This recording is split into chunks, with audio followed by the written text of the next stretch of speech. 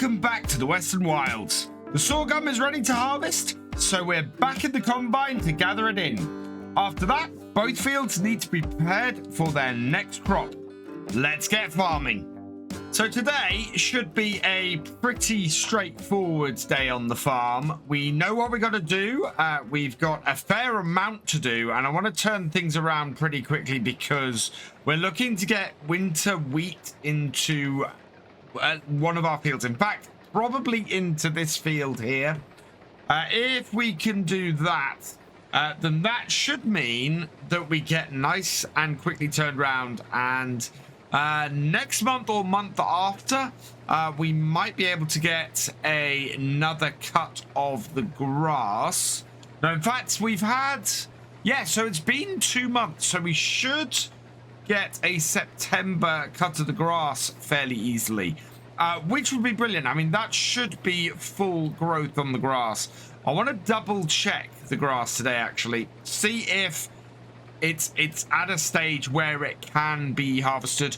What we're looking though at seeing is if there are any flowers in it. If we've got flowers in it, we know that it should be fully grown at that point. Today is definitely not that day, but it is looking pretty healthy from the looks of things, so I'm fairly happy with that. We will keep an eye on it though, and expecting that we might be doing a silage cut next time. As a result, getting these 2 fields both fertilized with the digestate and plowed today is really what we want to do. So as soon as our David Brown is free from carting on this field, we're going to get that doing the plowing on the field of oats that we cut yesterday, that we cut last time, and then we're gonna get the MB track on this field, getting some more digestate spread upon it. Getting back to our first job though, and we've got a really good yield coming off this sorghum. We are at nearly 40% off our first headland. In fact, that is 42% of the first headland. We are gonna have nearly a full tank by the time we do our second headland, and in fact we want to do the second headland the other way round. We will do 3 headlands on this field like we did on the last one, and that will mean that we get about the same amount of coverage as our last field, but it looks like we're going to have a higher amount of sorghum off here than we had oats off the other field. And if that's the case, well, at 13.8, 14 tons a hectare, this is really good. I mean, that is massively more than we were getting off the oats. And looking at this, our conversion rate from, let's turn the oats off, from sorghum to flour is 15 to 16, which is slightly less than we had with the oats, but I still think that's going to give us more flour overall. At the moment, we are maxed out on our flour anyway, so we can't actually process anymore. That is a job we are going to have to sort today. I'm very much thinking, though, that we might go a step further. We've got the flour. We might be able to, after this year's second harvest of silage, be able to afford a bakery. So we could get our own bakery going and turn our flour into bread and make even more money from our crops. Properly full production chain through, and maximize our profits and see how we go. Lots of people in the comments going, you should do production chains. So yeah, maybe we'll go and do the production chain and see exactly how much we can turn these crops into. Coming to the end of the second headland, and there we are. We have a pretty good amount off here. 5,429 litres, 80% full. We will empty the combine out at this point as we're near the tractor and trailer. This is still, to me, a really good setup for our tractor and trailer and all of our carting and everything. I absolutely love this. And there we are, just over half full on our trailer. We'll get our auger back in, and then we'll do the third headland. I'm actually not going to go backwards. I will just come back in on this corner, and yeah, we'll get this finished off on the headlands and then into the main body of the field. Headlands done, and I want to position myself just off center in the middle here so that we can cut into the field. Only 35% full at the moment, so I think we're probably going to end up with doing 3 strips down the middle here and emptying. So I'm probably going to have to bring the David Brown into the field for that. But it's doing well. We are heading to our second full... well, we're heading for a full trailer on here, which is absolutely brilliant. And then we are heading for some more off the combine. So definitely going to end up with more sorghum here than we had oats last time. 4 rows into our cut-in, and we are at 83%. So perfect opportunity here to empty the combine, and we will go and tip this into our windmill. Let's just bring ourselves in here. Yeah, not a full row here. So I'm just going to bring this into here. We'll stop here, and then we can bring our tractor up the side. This carting really hasn't used much fuel from this tractor. It's been quite nice to not have to fill this up so much with this. It's going to be a little bit different when it gets plowing, I think. Right, we can empty this out now. So out we go into select the back of the combine. So important to do that. And with our trailer just about full, I'm going to turn the thresher off on the combine. And yeah, there we are. We're a little bit left in the tank.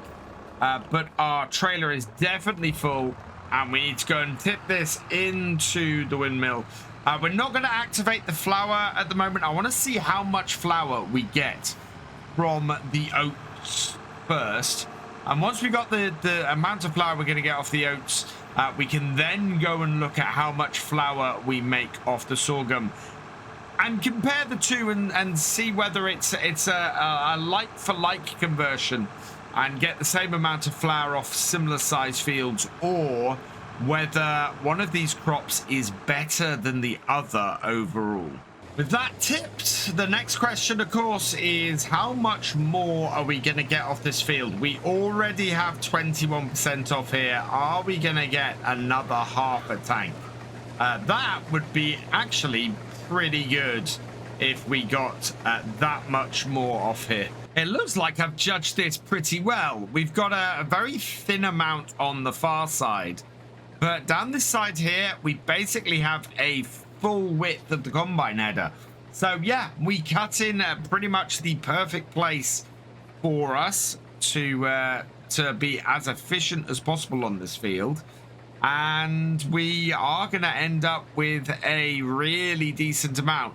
I don't think it's going to be another half a trailer, but it does look like we might hit half a tank. We've only got 7% to go. So we'll get the last of this out, putting it directly down the middle of the combine, or the middle of our header, to make sure that we get everything in easily. But yeah, we may yet hit half a tank on the combine. It's gonna be close. And the answer is we're going to hit 47% on here. Not bad at all. So we'll turn off everything on the combine. We'll get our auger out, and I'm impressed. Our new combine has worked very well on here. Perfect little combine for this, and if we're able to expand to a bit more land over this winter, which we might be able to do if we actually make bread, then I think we could very easily have this working some great fields. I think if we bought the land over here, we'd probably make 3 more fields out of that. 1 grass and 2 arable. And I think this combine would have no issue whatsoever working those 3 fields. We've had really minimal fuel usage across those 2 fields as well. I mean, that has been fairly exceptional. Quite pleased with that. We'll give it a quick wash. And I don't know if my header is actually going to fit in my barn.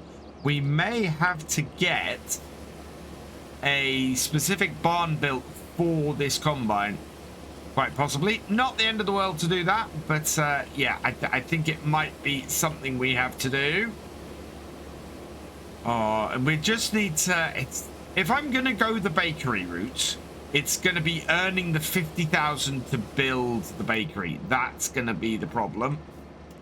Right, let's get the MB track out, because this combine is going to have to go to the back of this shed if it fits in here. I don't think it's going to, looking at the width of that header. Or if it does, it's going to be really close. Turn that off. Bring the combine around. I'm going to stick out here. Certainly the main body of the combine is going to fit in here. But that header, no, that header is marginally too wide. So, yeah, we'll bring it out and we'll have to go and find a shed.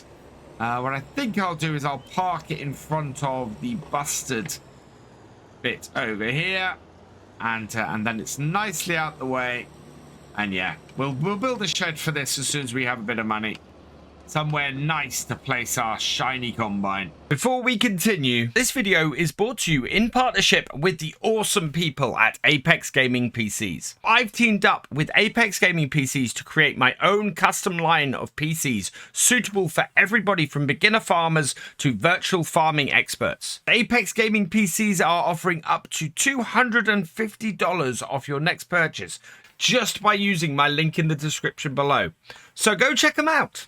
So 13,198 litres in all of sorghum. That's a pretty good yield off there. Very happy with that. We didn't quite get 10,000 litres off the oats. So definitely a higher amount than the oats had. I'm going to just go and get my rear attacher or my rear arm and move those out of the way. That way we can spawn some more of the flour and finish off processing the oat flour. See how much oat flour we end up with, and then we can start the sorghum and see how that compares. One thing I do know is that there is at least 6 more of these pallets to come off the back of here. So it's going to be quite a bit of flour that we have to use and stack up. If we get a bakery, we can automatically distribute it to the bakery, especially if we put the bakery next door. These are not the easiest things to use, and possibly it would have been wiser to have had a front loader on this tractor. I just don't want to. I always have a front loader, and I just wanted to try and avoid that this time. So this was my compromise to that. It works, and it works fairly well. But yeah, it's only really so that I can get silage and stuff done. I'm not even sure I need this much lifting for that. I think we could just put a set of forks on the back of the tractor, especially doing this job. We should only need that. We will need something a bit better though for when we have bread and things to load up. So I may end up getting a front loader on this, or I may end up getting a little forklift or something like that. If we're doing a lot of productions, maybe that's the better way to go, especially if one becomes available on secondhand. A nice cheap secondhand one would be perfect for us on the farm. Just going to reactivate the oat flour. We've got 2,000 litres of oats, so yeah, we'll get those processed through. really good amount here, though. I'm very, very happy with this. This at best price, if we were just to sell this flour, would bring us in quite a big bit of money. Way more money than if we just sold the oats. So, yeah, this is already much, much more profitable way of doing things. It's then, is doing bread going to be that much more profitable as well? One advantage should this bit of kit over others is you can actually reach further back with this than I would be able to with a front loader. It's got quite a nice reach on it. I am just sort of making a mess over here. I don't need to have a neat setup. I just need to get these out of the way, and that's a good place for me to put them. But yeah, that is by no means a nice, neat bit of piling up or a neat bit of stacking. I will probably go and sort that out later when I got a little bit more time. I think we might also have reached the end of the flour here, and we'll see how much our oats have actually produced. At the moment, we're up to 10 of these, which at 1,500, which I think is the price of oats, or the price of flour. Yeah, best price of flour is 1,000. So that's 18,000 that we'd be looking for if we just sold the flour. That would be an amazing markup. That would double pretty much what we were getting for the oats, I think. So that is fantastic. I am so pleased with that. We are already making more money on here than we would expect to otherwise, and as a result, I think we're going to be looking at being in a pretty good place by the end of this year. Last one, and we'll just place this down here like so, and out. I just want to check that all of these do actually have 1,000 liters. Yeah, these are all 1,000 liter ones, so perfect. As for our production, we've still got 1,682 liters of oats left, so those will process through now. And flour, we've got another 479. So yeah, this is still processing through. I am very happy with that now, but we need to get on with the next job. And something I've forgotten to do, and with 7,600 we should be able to do, is get these fields mulched. So I am gonna mulch the oats, and while this tractor is mulching the oats, we can get the digestate spread with the MB track. So let's head up to the shop, see if we can get ourselves a mulcher and bring it back here. I think a fairly inexpensive one must be available. Arriving at the shop then, we'll just park outside, jump out into here, and under mulchers, well, there's that one that's 1 meter for 1,850, but I think the Megang RM 180 is probably the best one to go on. 40 horsepower, nearly 2 meters, should be a breeze for this tractor. I would quite like to use the Robur, but it's 7,200, which will almost wipe out our cash. Whereas this one is only 1.5 grand. No color choices on it, but we can either have a left, a right, or a center setup. I think we will go for the center setup. We will buy this for 1,050 or 1,500, sorry. Connect it up, and yeah, this will do the trick very nicely. So I'm just going to back it up, and then we should be able to just set this going as a hired worker on the field. Another reason for leaving us with some money. And then This will get that job done, and we can start getting some digestate on the sorghum field. I'm slightly concerned with how much digestate we have to spread on this field. We may have to put more of the manure in just to make sure we come out with enough digestate. Here, I want to line things up.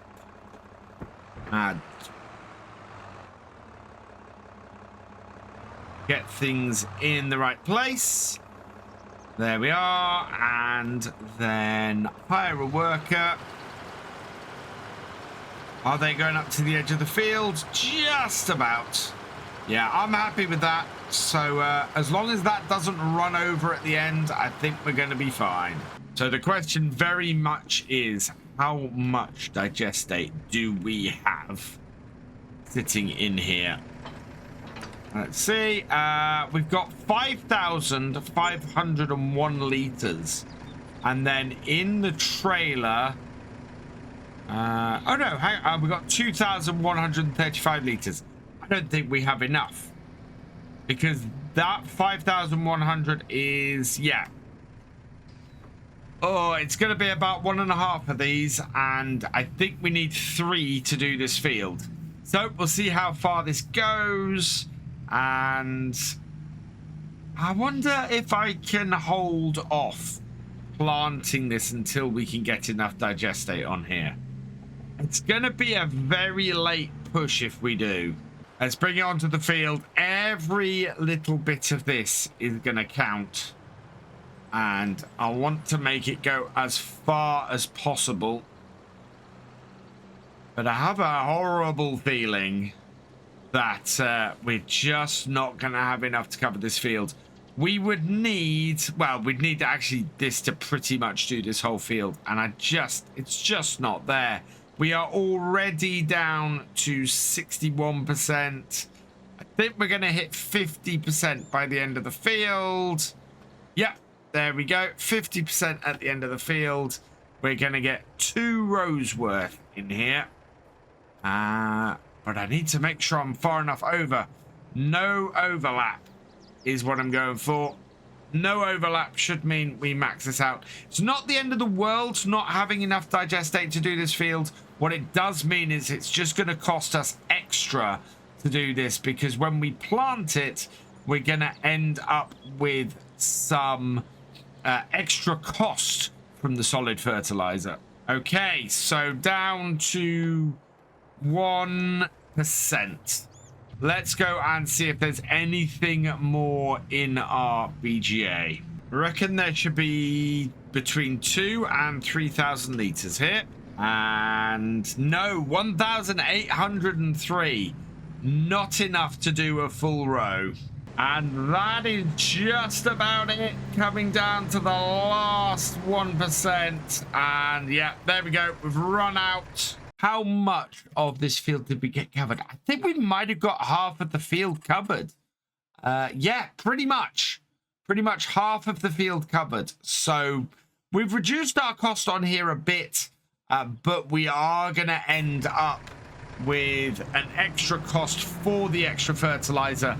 Unless we can cut the grass and get some processed, then we might be all right. But yeah, we're not going to be able to get that fully done fertilizer otherwise. So the other thing I said I wanted to do today is have a look at the state of the grass. The grass is ready to harvest. We've got a 98% yield bonus on here, which is interesting because I thought that that would set up for 100%. I'm not quite sure why we have the drop. We don't have any weeds on it. It is fully fertilized. It doesn't need plowing, doesn't need lime. Only a couple of sections really need rolling. None of it is mulched. I wonder if mulching it shouldn't have any effect. So yeah, I'm not 100% sure why this is not working out for us as I would have hoped. But certainly we are in the ready to harvest. If we turn the grass on and we go and have a look, yeah, you can see both these fields are ready to harvest. But crucially, there are no flowers, and this doesn't appear fully grown to me. So this is what we'll be doing next time. We'll do a full cut of silage across here next time. I was hoping that we were going to be able to get stuff planted next time as well. But if we do a cut of silage and put it through the BGA, that will give us the extra digestate we need. And we should then be able to get this field here fully fertilized, which will make a massive difference to how much everything costs us. So, yeah, plenty to be working on next time. We might as well save ourselves a little bit of money, though, and take over from our hired worker. We can just keep going across this field. Also, it'll stop it mulching the edge when it was, which is what it was doing. It was mulching the grass, which we don't need it to do. We can just continue on across here, get this job done ourselves, and yeah, save ourselves the money from our hired worker doing it.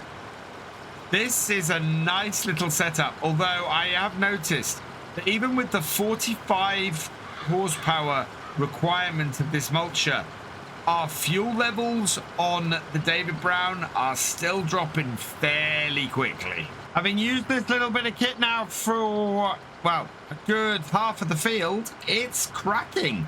Absolutely brilliant. We're not using fuel as fast as I was worried we were going to be. So that's good news. And yeah, it's doing a great job of mulching this field. I missed a little bit there, but that's okay. We'll go back and get that in a minute. Otherwise, yeah, it's small width isn't really being a big problem on fields of this size. I think when I got money in, we might upgrade it for maybe something like the Robert. But when we got money, when we got time for this on a day like this, the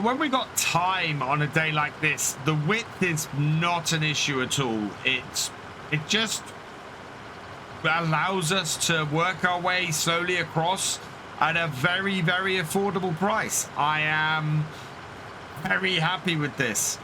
We've just got to get through the other field, and we're probably going to have to wait for that until we've got the extra digestate on it. Coming to the end of the final row, and judging by the amount of time this has taken us, I think we're going to be okay.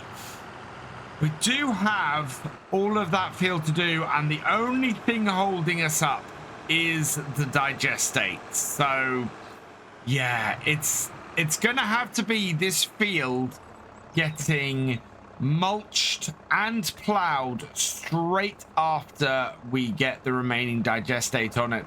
It's gonna be a very busy day in a couple of days time, but I think it's possible.